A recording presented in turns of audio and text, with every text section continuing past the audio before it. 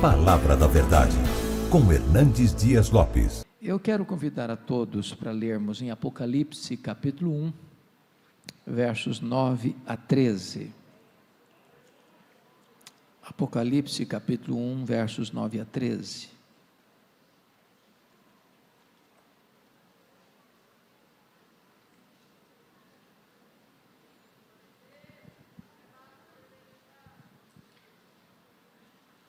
Esse texto diz o seguinte: Eu, João, irmão vosso, e companheiro na tribulação, no reino e na perseverança, em Jesus achei-me na ilha chamada Patmos, por causa da palavra de Deus e do testemunho de Jesus.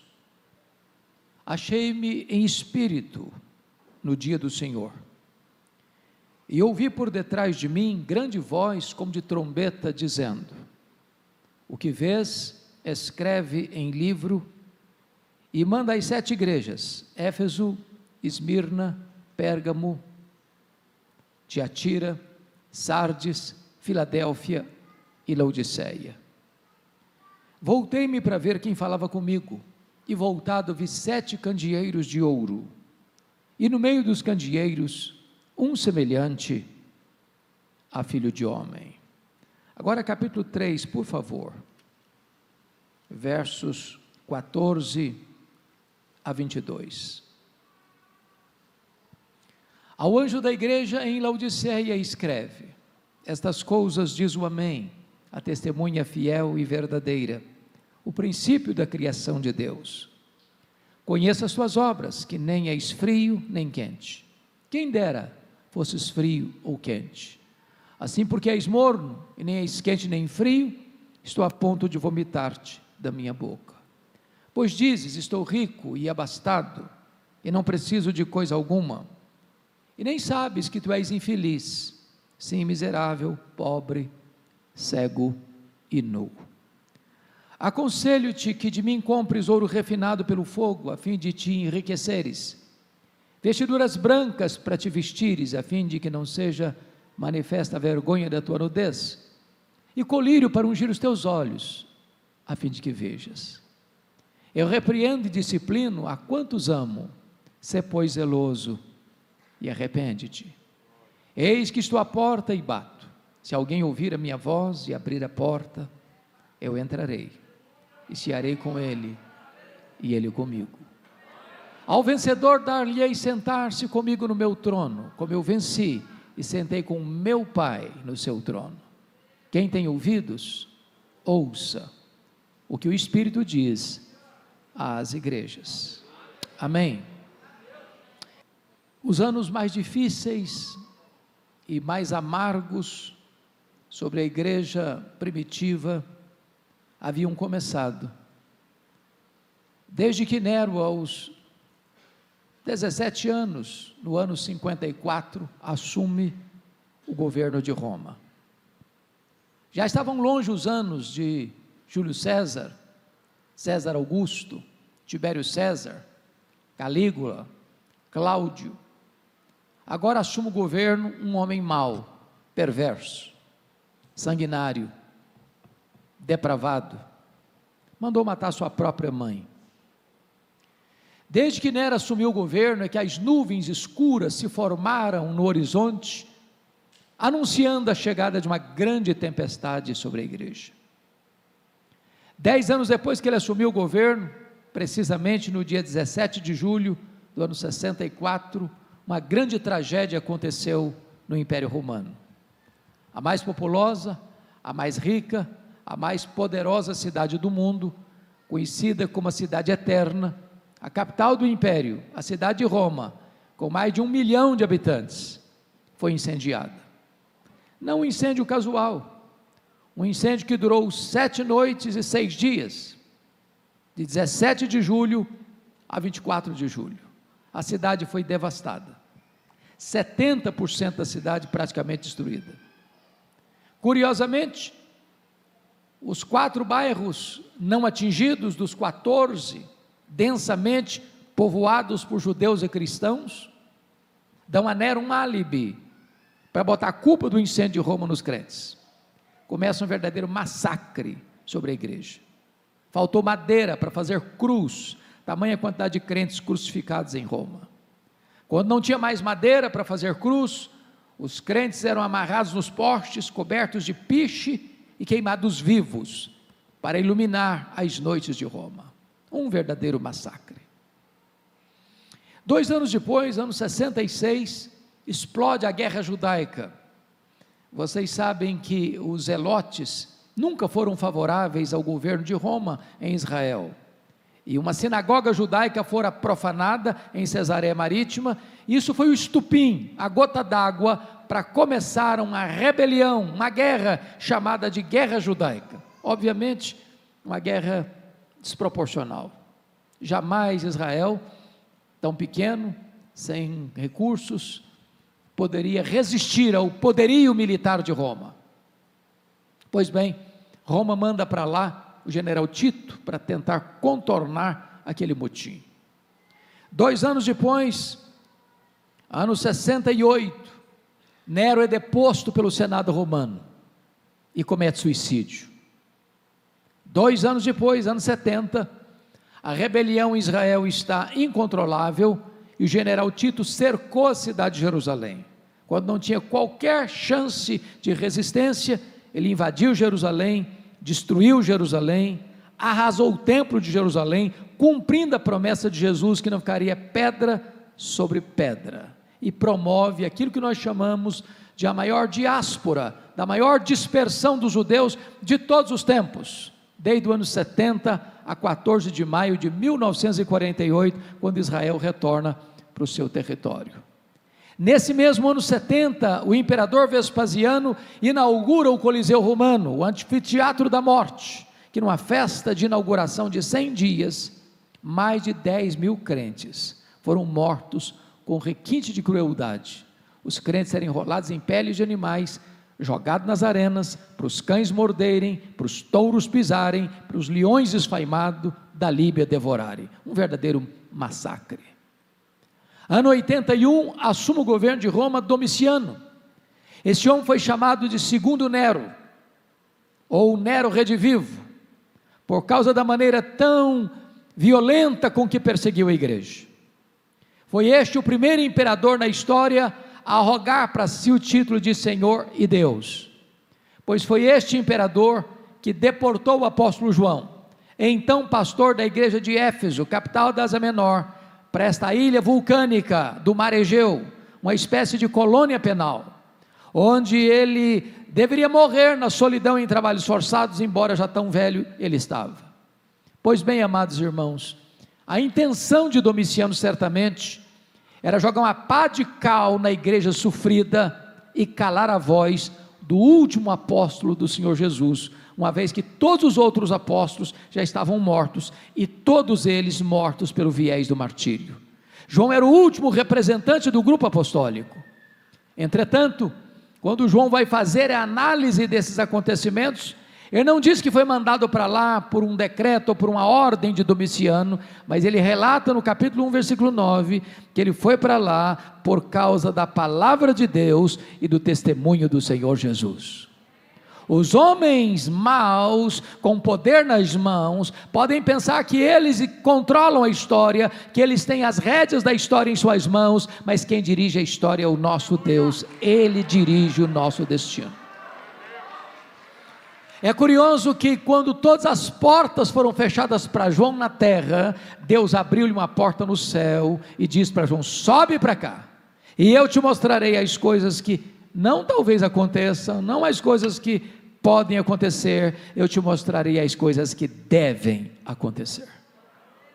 Em tempos de crise, irmãos, em tempos de guerra, como estamos vivendo hoje, talvez a situação mais constrangedora depois da Segunda Guerra Mundial, nós não sabemos exatamente onde isso vai parar, mas Deus continua no trono. Deus não perdeu as rédeas da história. A nossa vida não está nas mãos dos homens, a nossa vida está nas mãos de Deus. Era um dia de domingo, Era o dia do Senhor. Quando João escuta atrás dele uma voz como de trombeta dizendo: o que vês, escreve em livro e manda às 7 igrejas: Éfeso, Esmirna, Pérgamo, Tiatira, Sardes, Filadélfia e Laodiceia. Quando ele se volta para ver quem falava com ele, ele não vê quem falava com ele. Ele vê 7 candeeiros de ouro. Ele vê as 7 igrejas. E no meio das igrejas, um semelhante a filho de homem. O mundo só pode ver Jesus na igreja e através da igreja. Mas o Cristo que João vê não é mais aquele Cristo suando, chorando, sangrando do Getsêmani.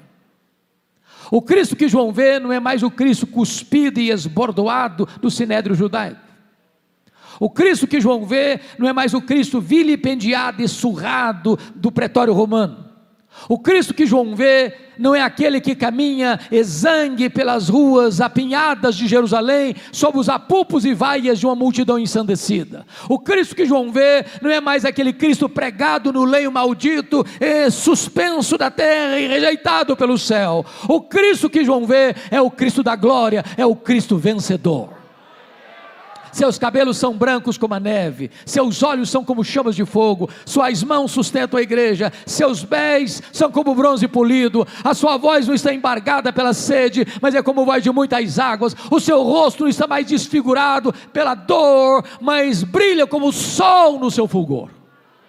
Quando João vê o Cristo da glória, ele cai como morto aos seus pés, e o Senhor põe a mão direita sobre ele e diz: não temas, João, não temas. Eu sou o primeiro e o último. Eis que eu estive morto, mas estou vivo pelos séculos dos séculos, e tenho as chaves da morte e do inferno. Nós não viemos aqui nesta manhã para adorar o Cristo que esteve vivo e está morto. Nós viemos aqui para adorar o Cristo que esteve morto e está vivo pelos séculos dos séculos, e Ele tem as chaves da morte e do inferno. Chama a sua atenção para o capítulo 1, versículo 13, porque João vê Jesus no meio das igrejas. Eu quero dizer para você que Jesus está aqui nesta manhã, e é porque Ele está aqui nesta manhã que você e eu viemos aqui nesta manhã. É porque Ele está aqui nesta manhã é que esta reunião se transforma num ambiente tão sagrado e tão sublime. Mas veja comigo o capítulo 2, versículo 1, porque João diz que ele não está apenas no meio das igrejas, ele está andando no meio das igrejas, e ele está andando no meio das igrejas, para sondar as igrejas, para exortar as igrejas, para corrigir as igrejas, para disciplinar as igrejas, para consolar as igrejas, para fazer promessas às igrejas. E eu quero dizer para você nesta manhã que Jesus está andando entre nós aqui, andando entre nós. Ele nos conhece, Ele nos sonda, e Ele está aqui hoje para nos corrigir, para nos exortar, para nos ensinar, para nos consolar, para nos fazer promessas. E é curioso que na medida que Jesus vai andando no meio das igrejas, há um estribilho que se repete em todas as cartas. E o estribilho é este: eu conheço, eu conheço, eu conheço, eu conheço, eu conheço, eu conheço, eu conheço. Para 5 dessas igrejas, Jesus vai usar a mesma expressão. Para a igreja de Éfeso, de Tiatira, de Sardes, de Filadélfia, de Laodiceia, ele vai usar a seguinte expressão: eu conheço as tuas obras. Aquilo que você fez, seu pai não viu, sua mãe não viu, sua mulher não viu, seu marido não viu, seus filhos não viram, seu pastor não viu, ele viu. Aquilo que você fechou a porta e apagou a luz para que ninguém veja ou para que ninguém visse, ele estava lá. Aquilo que você fez e escapou, achando que ninguém vai perceber, ele estava presente. Ninguém pode esconder nada daquele cujos olhos são como chamas de fogo. Mas para a igreja de Esmirna, a mais pobre igreja da Ásia, ele fez uma outra declaração, ele diz assim: Eu conheço a tua tribulação e a tua pobreza, mas tu és rico. Eu quero dizer para você, meu irmão, minha irmã, que Jesus conhece a sua tribulação, a sua dor, as suas angústias, as suas noites indormidas, as suas madrugadas insones, as suas lágrimas copiosas, os dramas que machucam a sua vida. Ele sabe o que você está passando, Ele sabe quem é você, Ele conhece o seu passado, Ele conhece o seu presente, Ele conhece o seu futuro, Ele conhece a realidade que você vive.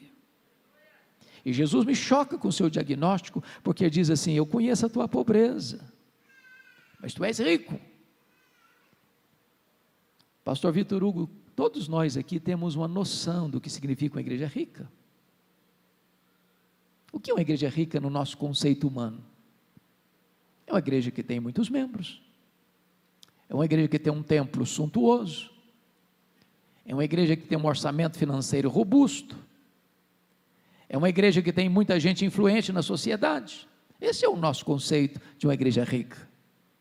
Mas Jesus nos choca, porque Ele se dirige à igreja de Esmirna, que era pobre, e diz: eu conheço a tua pobreza, mas tu és rico, pobre na terra, rica no céu, pobre de coisas financeiras, recursos financeiros, mas rica dos valores espirituais, pobre aos olhos dos homens, rica aos olhos de Deus.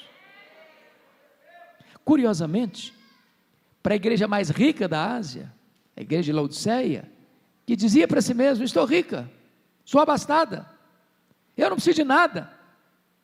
Jesus olha para essa mesma igreja e faz um outro diagnóstico, diz: não, tu és pobre, miserável, cega, nua.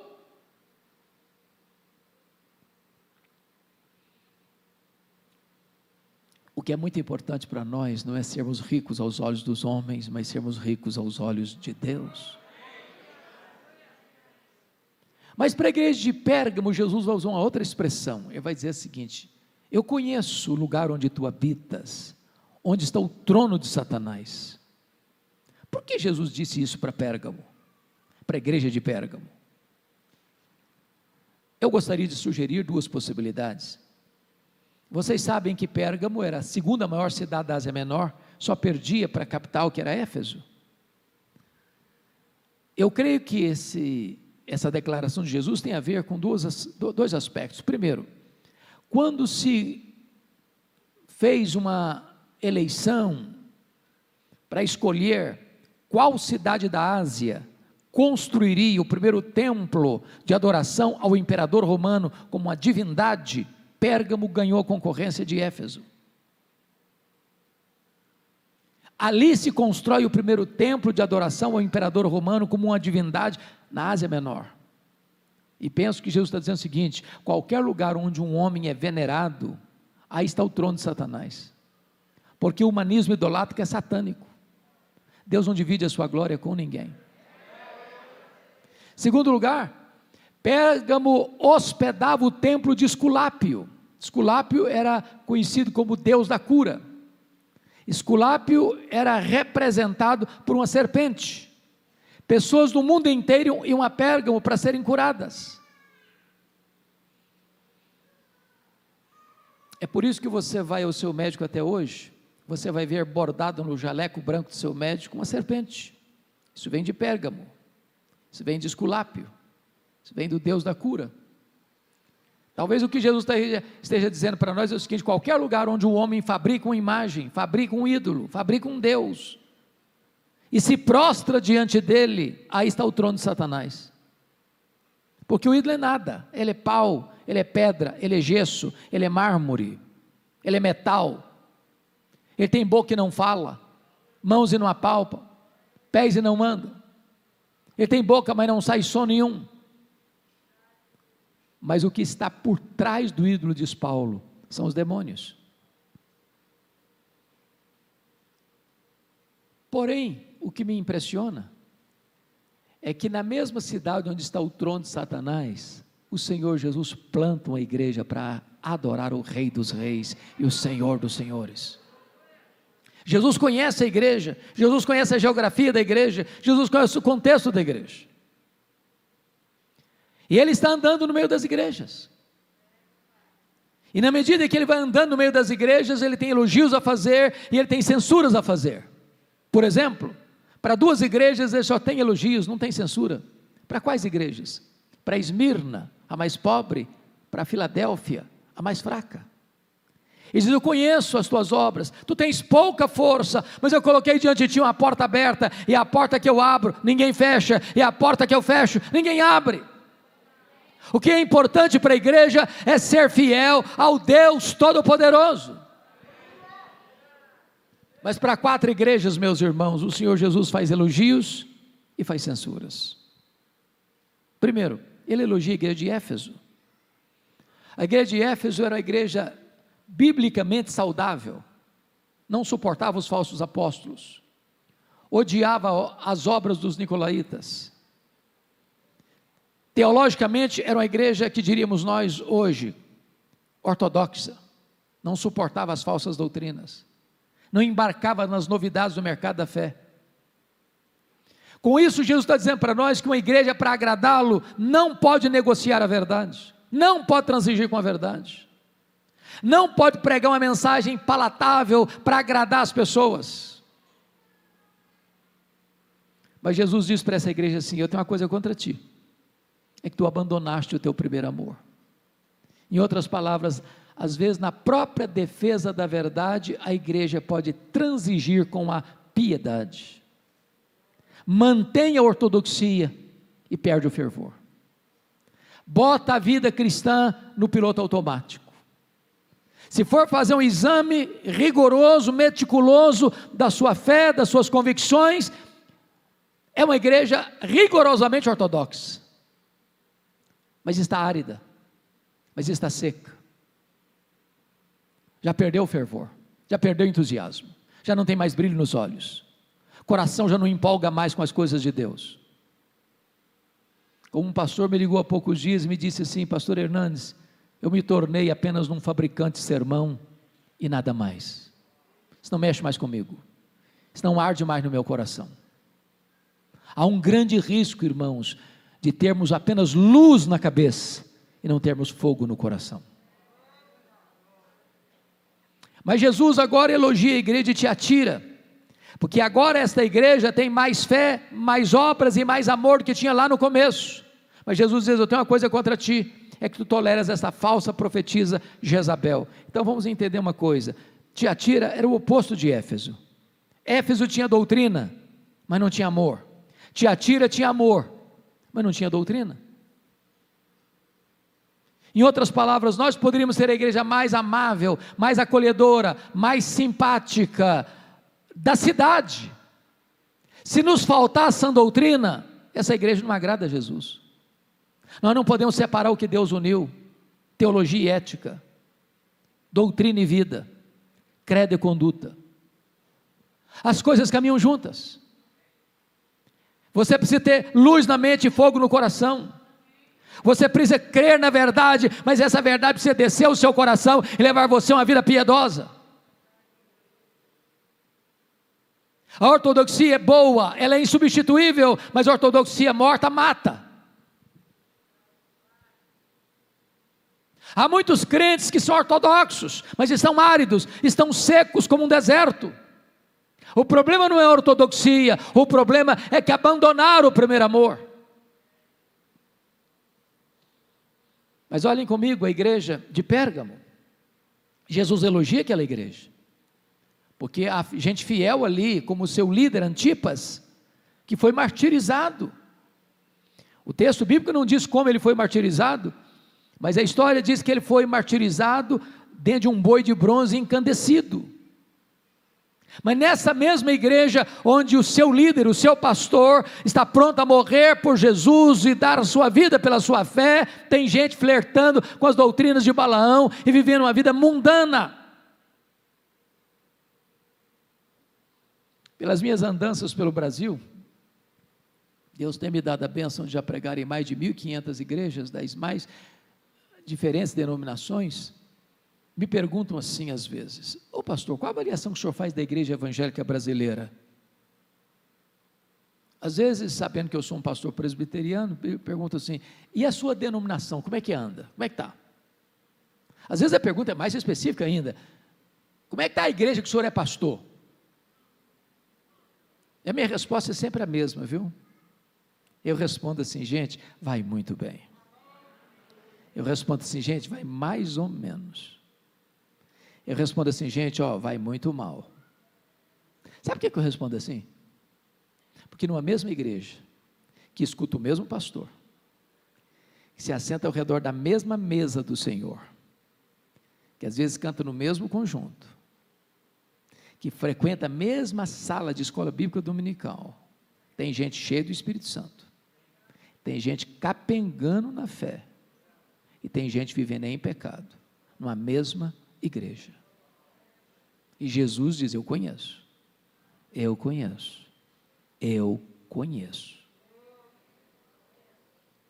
Jesus se dirige à igreja de Sardes, aquela igreja tinha um nome na cidade, tu tens nome de que vives, mas estás morta. Eu acho que se fosse hoje, nós íamos mudar o título de nome que vive para uma igreja avivada, né? Quem passasse na rua lá, ficava impressionado com fervor, com entusiasmo. Mas é curioso, irmãos, que Jesus, ele não se deixa impressionar pelo nosso verniz religioso, pelos nossos cacuetes.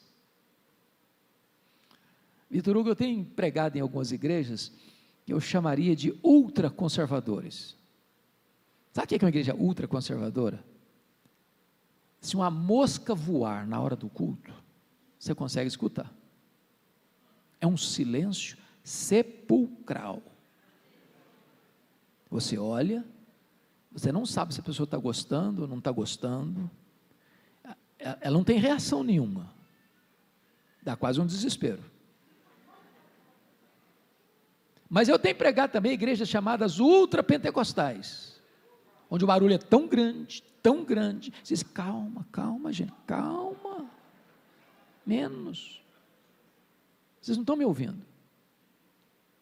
Você fala assim, o pecador tem para o inferno, aleluia, não é aleluia, não cabe aleluia aqui, não cabe. Às vezes nós aprendemos clichês e os repetimos mecanicamente,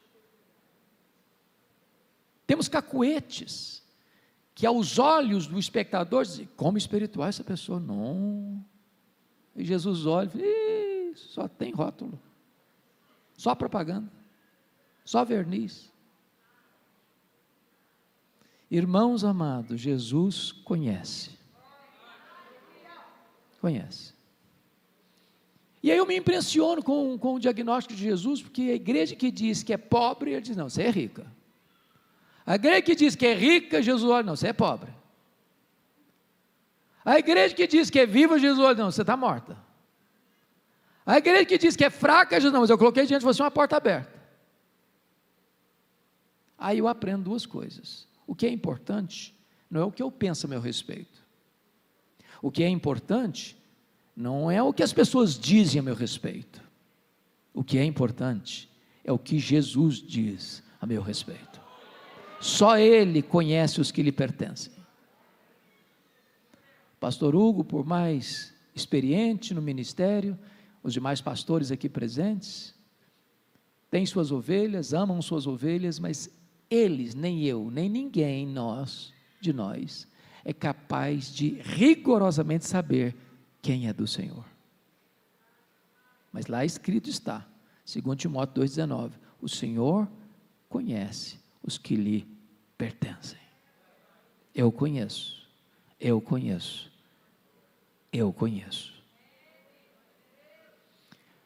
Mas é curioso, irmãos, que para uma igreja não tem nenhum elogio.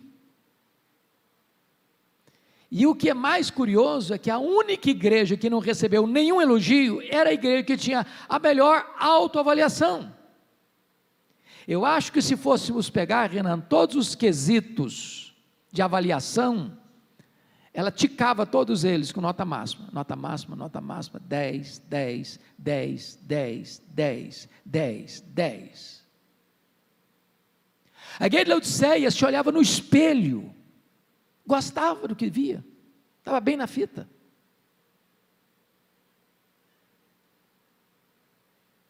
Ela não tinha nenhuma crítica a fazer a ela mesma, só avaliação positiva. Estou rica, estou abastada, não preciso de nada. De fato era a igreja mais rica da Ásia. E aqui, queridos, eu gostaria então de parar um pouquinho para a gente examinar, não a igreja de Laodiceia, não, estou pedindo para examinar meu coração. Estou pregando para vocês só não, estou pregando principalmente para mim.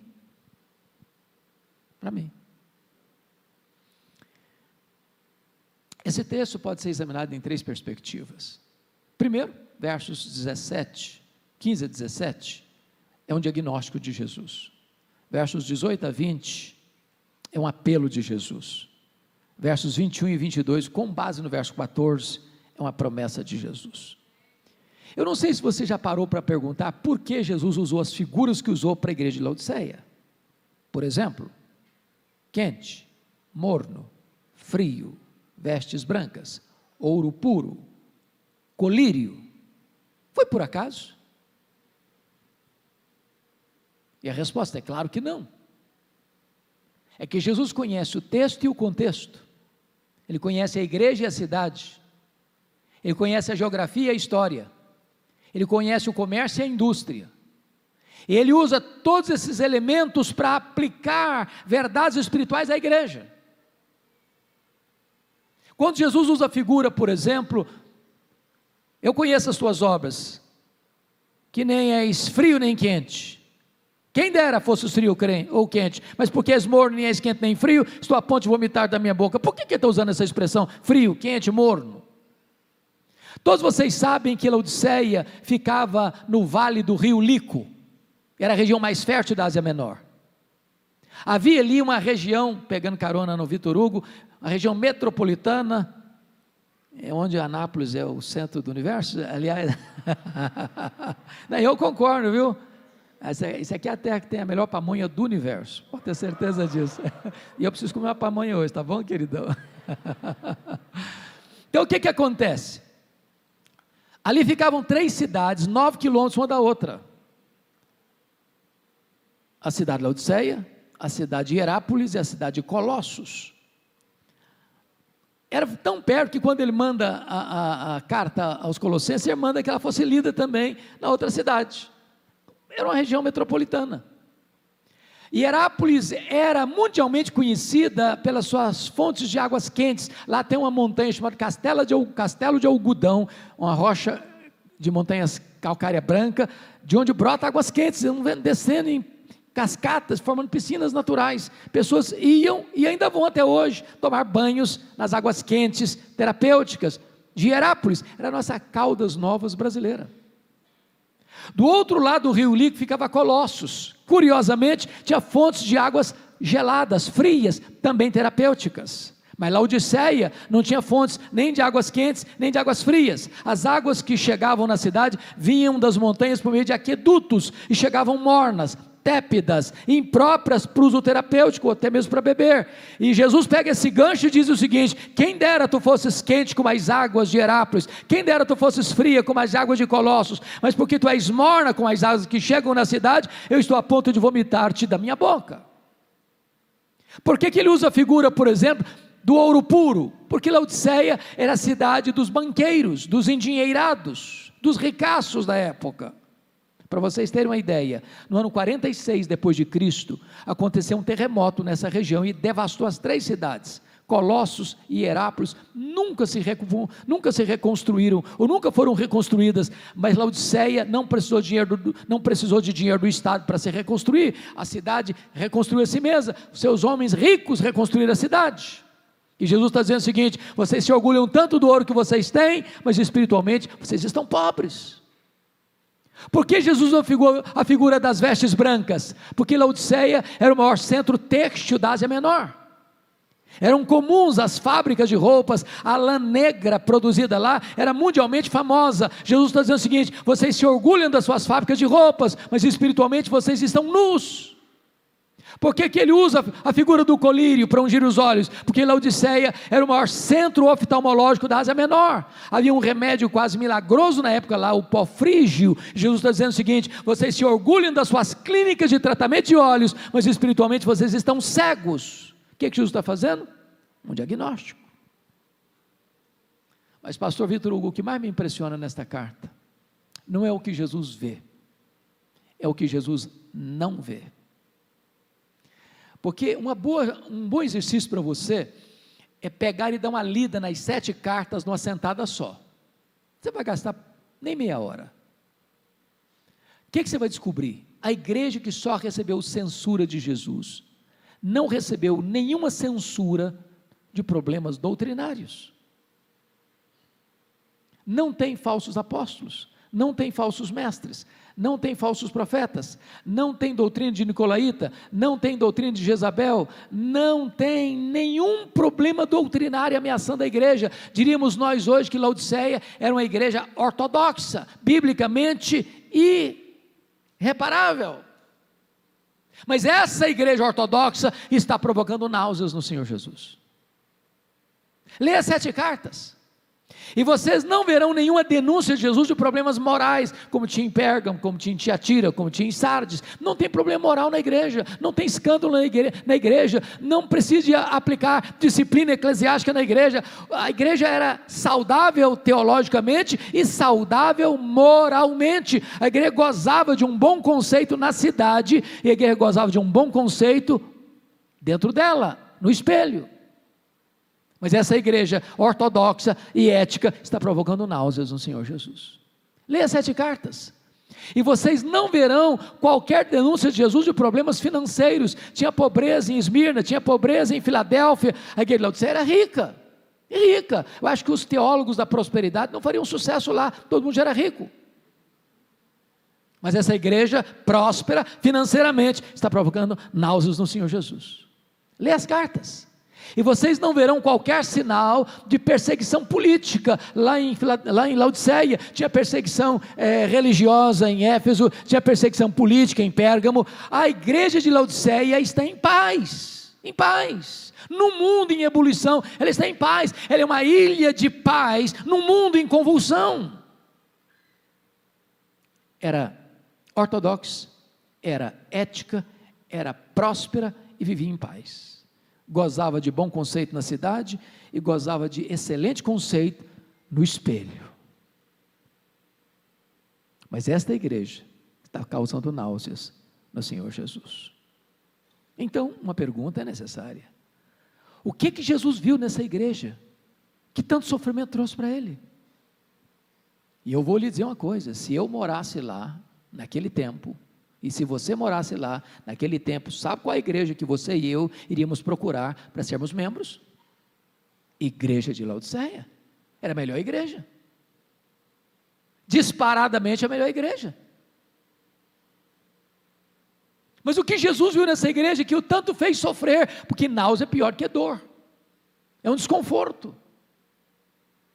Se você fica em pé está ruim, se você senta piora, se você deita o mundo roda, é um desespero. O que Jesus viu nessa igreja, irmãos, foi uma coisa só: falta de fervor espiritual. E falta de fervor espiritual, irmãos, muitas vezes só Jesus consegue detectar. Eu tenho aprendido, pastor Vitor Hugo, que não tem a ver com estilo de culto. Tem gente que pensa que é o estilo de culto que determina o fervor espiritual. Você pode ter fervor espiritual numa pessoa que está lá sozinha, se derramando diante de Deus, não está nem falando direito, só está balbuciando como Ana, está derramando a alma. E você pode ter falta de fervor espiritual num acampamento onde os brados estão lá ecoando e espantando os inimigos, como está lá em 1 Samuel capítulo 4, onde a arca foi roubada, porque não havia santidade. Irmãos amados, eu não tenho dúvidas, rodando essa nação de ponta a ponta e falando em tantos lugares, o que falta na igreja evangélica brasileira é fervor espiritual, quebrantamento, choro pelo pecado, arrependimento verdadeiro, fome da palavra, sede de Deus, sede de oração, sede de avivamento, clamor aos céus. Muitas vezes a igreja evangélica brasileira deixou o cristocentrismo, como nós cantamos agora há pouco, Cristo é tudo para mim, Cristo é tudo para mim, para pregar uma outra mensagem antropocêntrica, é o homem no centro. Parece que Deus virou até um despachante celestial para atender a necessidade das pessoas. Precisamos de resgatar o fervor espiritual, precisamos clamar por um verdadeiro avivamento, precisamos clamar aos céus, para que o céu se fenda, o Espírito Santo seja derramado, e a igreja receba um novo impulso da graça de Deus, para viver uma vida de piedade, de santidade, que vai impactar a família, que vai impactar o bairro, que vai impactar a cidade, que vai impactar o estado, que vai impactar a nação, que vai impactar o mundo. Precisamos desse fervor, queridos, precisamos desse fervor. Depois do diagnóstico, Jesus vai fazer um apelo, e no verso 18, ele começa assim: aconselho-te, que de mim compres ouro refinado pelo fogo, para te enriqueceres, vestiduras brancas para te vestires, a fim de que não seja manifesta a vergonha da tua nudez, e colírio para ungir os teus olhos, a fim de que vejas. Eu me impressiono com isso, porque Ele é o Senhor da igreja, Ele é o dono da igreja, Ele pode dar ordens à igreja, mas Ele se apresenta dando conselhos. Aconselho-te.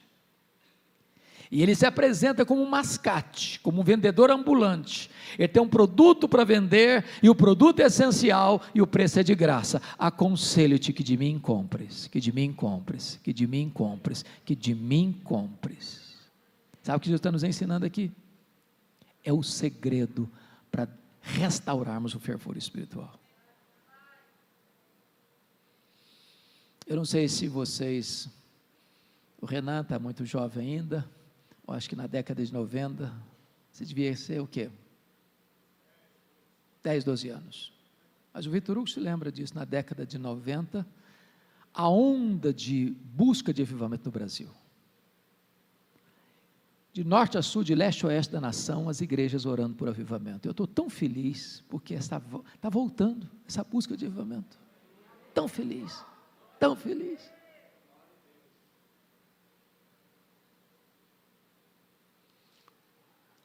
E sabe, irmãos,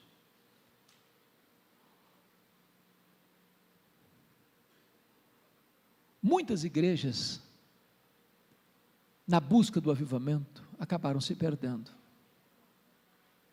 que foram buscar fervor noutras fontes. Algumas caíram no sincretismo, outras caíram no misticismo, outras se perderam. E Jesus está dando o segredo para nós aqui. Você quer buscar fervor? Aconselho-te que tu compres de mim, que tu compres de mim, que tu compres de mim.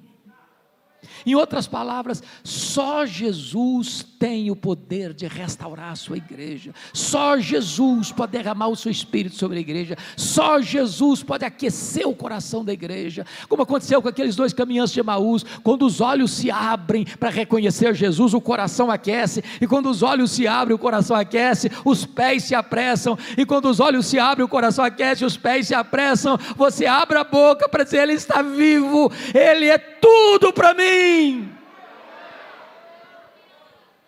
Oh, amados irmãos, nós precisamos voltar para Jesus. É Jesus, é Jesus, é Jesus. Ele é que tem o remédio, Ele é o remédio, Ele é a solução, Ele é o caminho, Ele é a verdade, Ele é a vida, Ele é o pão, Ele é a luz, Ele é a porta, Ele é o pastor, Ele é a ressurreição e a vida, Ele é a videira verdadeira, é dele que nós precisamos, se queremos ter fervor no nosso coração.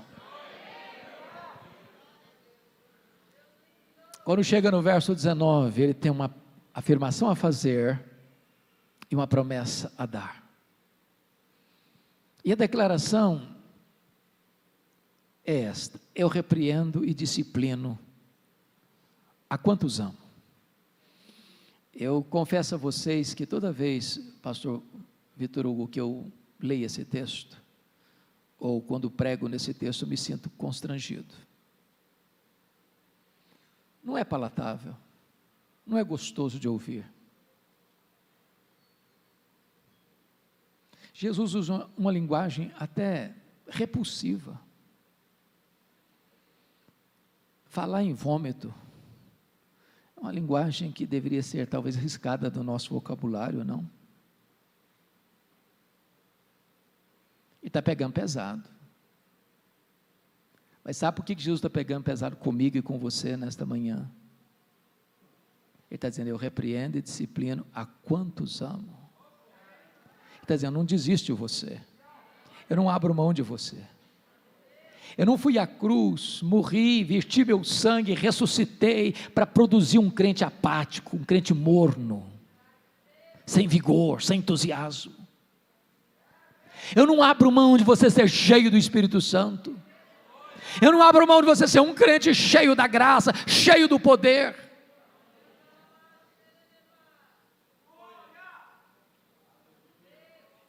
E agora ele tem uma ordem a dar para você e para mim: ser pois zeloso e arrepende-te. Muda a tua vida, muda a tua conduta. Não se conforme com o verniz, não se conforme com a aparência, não se conforme apenas com a casca. Quando chega no verso 20, de modo tão doce, ele se apresenta e diz: eis que eu estou à porta e bato. Se alguém ouvir a minha voz e abrir a porta, eu entrarei, cearei com ele, e ele comigo. Sabe o que me deixa impressionado na igreja de Laodiceia? Ela fazia tudo por meio dela e para ela. Ela era um fim em si mesma. E esse risco pode acontecer comigo, com você. Da gente cantar porque gosta de cantar, da gente pregar porque gosta de pregar, da gente ofertar porque gosta de ofertar, da gente celebrar porque gosta de celebrar. E de repente a igreja se basta, tudo acontece por ela, para ela, por meio dela. E o que mais me choca é que esta igreja que olha no espelho e canta quão grande és tu diante do espelho, nem percebeu que ela fazia tudo por meio dela e para ela, e Jesus estava do lado de fora, querendo entrar. E Jesus disse: eu estou à porta, insistentemente, estou à porta e bato. Se você abrir, eu vou entrar. A porta só tem maçaneta do lado de dentro. Agora, que Jesus queira cear conosco é um milagre, mas que Ele nos convide a cear com Ele é um milagre, mas que Ele queira cear conosco é graça. E a única maneira do meu e do seu coração se aquecer é nos assentarmos intimamente à mesa com Jesus. É conhecê-lo, é desfrutar da intimidade dEle. Não é apenas religiosismo, não é apenas uma bandeira denominacional, não é apenas um zelo por esta ou por aquela corrente teológica, é o amor por Jesus, é o coração aquecido pela beleza de Jesus, pela glória de Jesus, coração se derreter na presença de Jesus. E quando isso acontece, irmãos, Ele está à mesa conosco, e nós estamos à mesa com Ele, o deleite, o prazer. Nós estamos vivendo uma sociedade que corre atrás do prazer, da felicidade, e não está errado não, a busca da felicidade é legítima, Dr. John Piper diz, é legítima. O problema da nossa sociedade é que ela está se contentando com um prazer pequeno demais, com a felicidade terrena demais, quando Deus nos criou e nos salvou para a maior de todas as felicidades, a felicidade de amá-lo, de conhecê-lo, de fruí-lo, de glorificá-lo, de estar na presença dEle, de desfrutar da glória dEle, de nos assentarmos à mesa com Ele.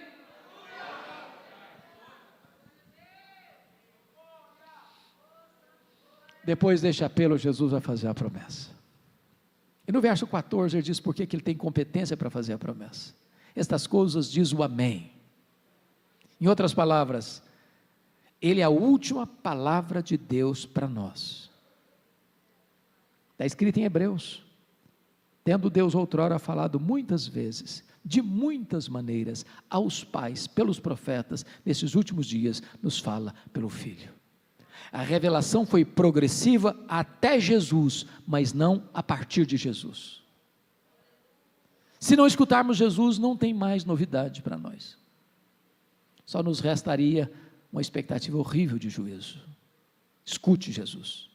Ele é o amém de Deus para você. Essas coisas diz o amém. A testemunha fiel e verdadeira, porque o que ele fala, ele cumpre, e o que ele faz, ninguém pode impedir sua mão de fazê-lo. Ele é o princípio da criação de Deus, no sentido de que ele é o agente da criação de Deus. Se ele do nada criou o universo, ele é poderoso para restaurar o fervor espiritual no seu coração. E a promessa está no verso 21, ao vencedor dar-lhe-ei sentar-se comigo no meu trono, como eu venci e sentei com meu Pai no seu trono. Para uma igreja que gostava de dinheiro, Jesus está dizendo: eu tenho coisa melhor do que dinheiro para você, eu tenho o trono. Mas quem se assentará publicamente com Jesus no trono? Quem assentou-se intimamente com ele à mesa. E o texto termina assim: quem tem ouvidos, ouça o que o Espírito diz às igrejas. Em 2011 eu fui visitar essas 7 igrejas, e eu confesso que em vários momentos não contive as lágrimas, porque estas 7 igrejas estão literalmente mortas, todas elas, pedras reviradas, escombros, uma vaga lembrança de uma igreja que viveu no passado. No lugar onde estavam essas igrejas, hoje, não tem sequer 1% de crentes. Agora sabem por que essas igrejas morreram? Porque elas não ouviram o que o Espírito Santo disse a elas. Este ano nós vamos comemorar 505 anos de reforma protestante. A Europa não tem o que comemorar. As igrejas na Europa estão morrendo. A Europa hoje, o berço do protestantismo, é um continente pós-cristão.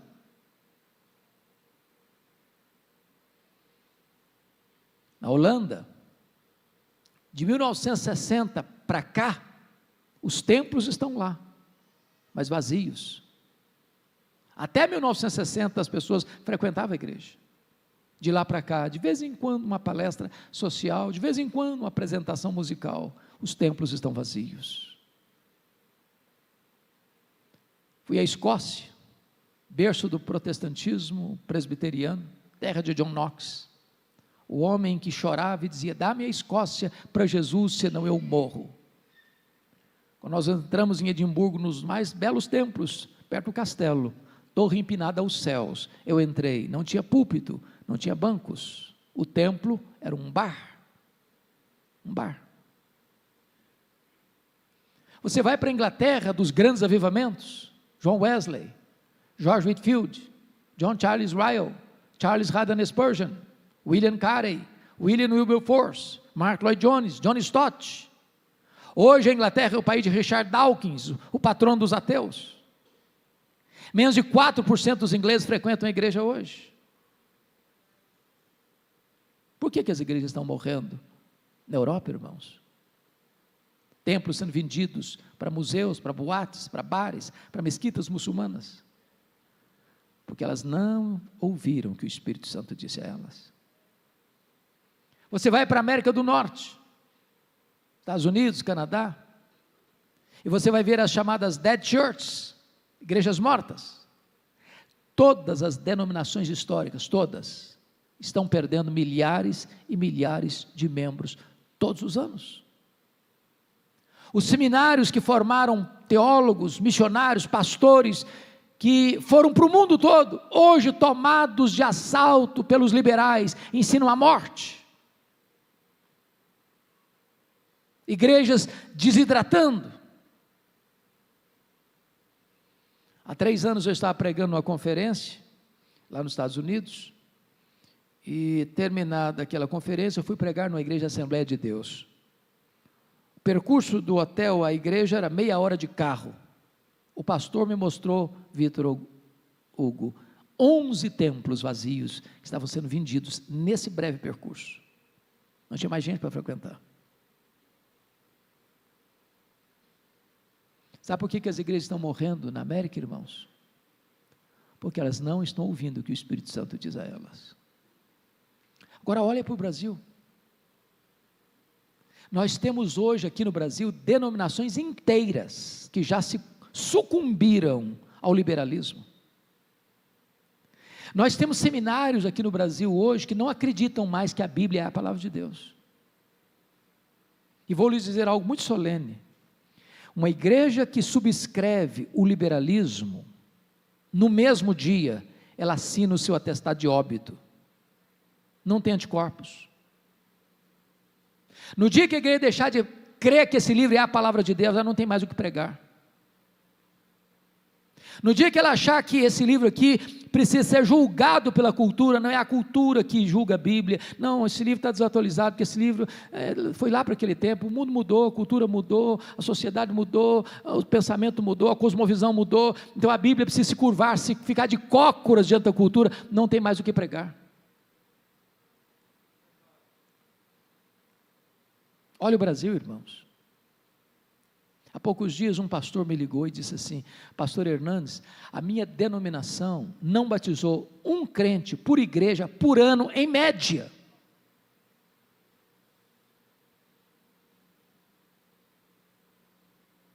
Eu nunca vi uma igreja liberal se arrependendo do liberalismo e voltando para a Bíblia, eu nunca vi. Parece que não tem exemplo na história.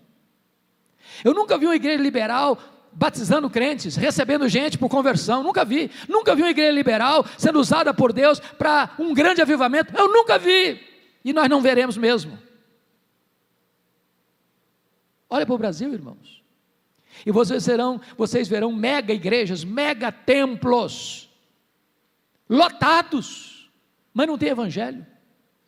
Mas não se prega sobre Cristo, não se prega sobre a cruz, não se prega sobre a justificação pela fé, não se prega sobre arrependimento, não se prega sobre santificação, não se prega sobre vida eterna, não se prega sobre o céu, não se alerta as pessoas sobre a ira vindoura, e onde não tem palavra de Deus, não tem o Deus da palavra. Olha para o Brasil, irmãos, e vocês verão denominações que mantêm a ortodoxia, igrejas que mantêm a sã doutrina, mas perderam o fervor, perderam o entusiasmo, não tem mais brilho nos olhos, não tem mais fogo no coração. E eu quero concluir dizendo uma coisa muito solene aqui para nós. Aquela geração que saiu do Egito, 600 mil homens, mais mulheres e crianças, estimadamente 2 milhões de pessoas, ou mais. Toda aquela geração, exceto 2 pessoas, morreram no deserto. E Hebreus diz que por incredulidade, o deserto se transformou no maior cemitério da história. Todos os que entraram, exceto Josué e Caleb, tinham menos de 40 anos. E aí diz a Bíblia que a geração que nasceu na terra prometida, a terceira geração, não conhecia Deus mais. Ô irmãos, eu não sei se isso mexe com vocês, mas nós precisamos clamar em nome de Jesus, numa cultura que tenta impor a ditadura do relativismo, numa cultura onde os valores cristãos estão sendo minados de todas as formas. numa cultura onde a religião cristã está sendo perseguida mundo afora, nós precisamos clamar aos céus, para que a gente passe o bastão para os nossos filhos, para os nossos netos, para que as futuras gerações sejam mais crentes do que a nossa geração. Que bênção é esse encontro aqui, pastor. Que bênção é nesse tempo as igrejas se reunirem para buscar o Senhor, de você ver jovem, de você ver adolescente, de você ver criança, de você ver pai, de você ver avô, você ver mãe, você ver avó, todos reunidos buscando a Deus. Que nunca falte o óleo sobre a nossa cabeça, que nunca falte as vestes alvas, que nós busquemos esse fervor, que a igreja seja viva, vigorosa, santa, cheia do Espírito Santo, que os nossos filhos recebam uma igreja mais viva, mais forte, mais cheia do Espírito Santo. Eu quero orar com você.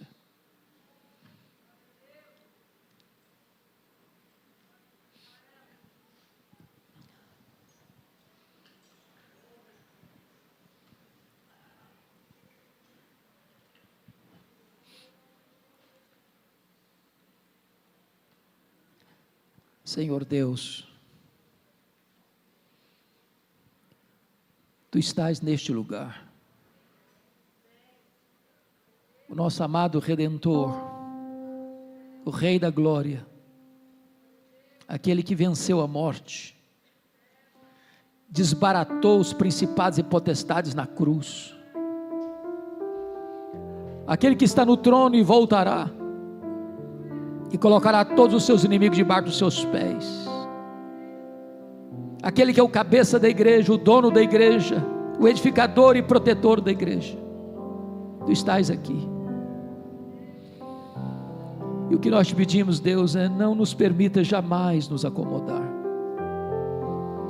não permita jamais que coloquemos um verniz em cima de um madeiramento apodrecido. Não permita jamais que a nossa vida seja uma propaganda enganosa. Por amor do Teu nome, reaviva o nosso coração. Reaviva o nosso coração.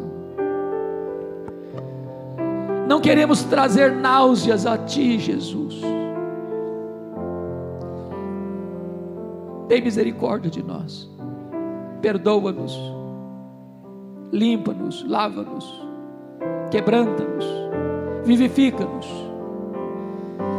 Por amor do Teu nome, Senhor, sopra sobre nós o Teu sopro nesta manhã. Remove as cinzas, Senhor, acende as brasas, inflama a nossa alma. Que o melhor daquilo que já vivemos até hoje, meu Deus, sejam medidas mínimas do que hás de fazer em nós, por nós e através de nós daqui para frente. Nós não queremos apenas ouvir do que Tu fizeste no passado, coisas grandes, portentosas, grandes avivamentos espirituais. Faz de novo, Senhor, faz de novo no nosso tempo, na nossa geração, por amor do Teu nome. Restaura a nossa sorte. Levanta a Tua igreja, Senhor, na força e no poder do Espírito, para que ela possa ser um farol a brilhar, para que ela seja ousada no testemunho, para que ela jamais se curve diante da perseguição ou da sedução deste mundo, mas para que ela seja uma igreja santa, viva, operosa, para o louvor da Tua glória. Bendito é o Teu nome, Senhor, bendito é o Teu nome. Nós Te adoramos em nome de Jesus. Aleluia, amém.